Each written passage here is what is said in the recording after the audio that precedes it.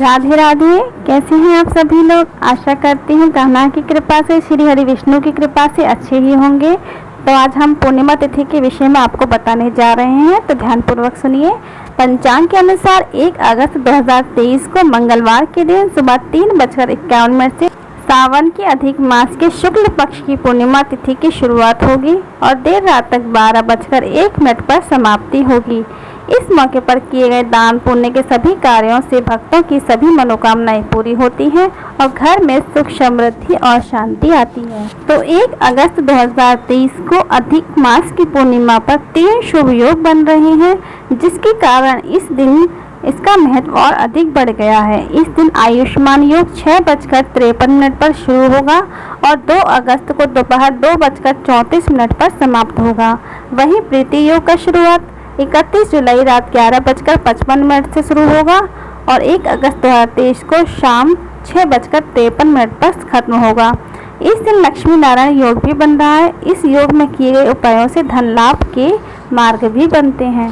तो ये थे पूर्णिमा तिथि के दिन के शुभ योग।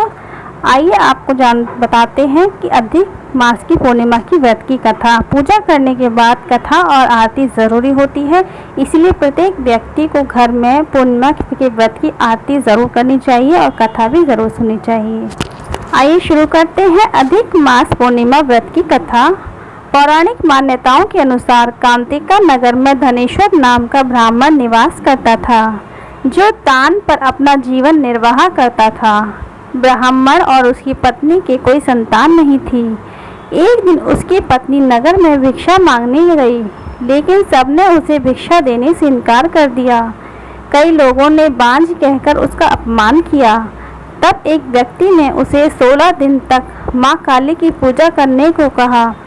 ब्राह्मण दंपति ने ऐसा ही किया और 16 दिन बाद माँ काली स्वयं प्रकट हुई। माँ काली ने ब्राह्मण की पत्नी को गर्भवती होने का वरदान दिया और कहा कि अपने सामर्थ्य के अनुसार प्रत्येक पूर्णिमा को दीपक जलाओ। हर पूर्णिमा को तुम एक दीपक बढ़ा देना। इस तरह कर्क पूर्णिमा के दिन तक कम से कम 22 दीपक जलाना। ब्राह्मण ने पत्नी को पूजा के लिए पेड़ से आम का कच्चा फल तोड़कर दिया। उसकी पत्नी ने पूजा की और गर्भवती हुई।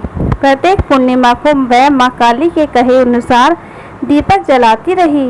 माँ काली की कृपा से उनके घर एक पुत्र ने जन्म लिया, जिनका नाम देवदास रखा गया।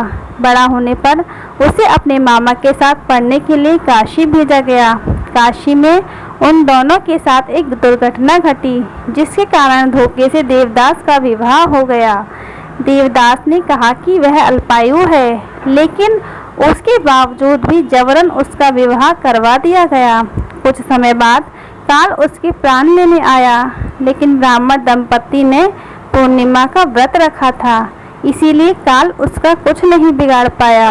इस कथा के अनुसार सच्चे मन से पूर्णिमा के दिन व्रत करने से संकट से मुक्ति मिलती है और सभी मनोकामनाएं पूरी होती हैं।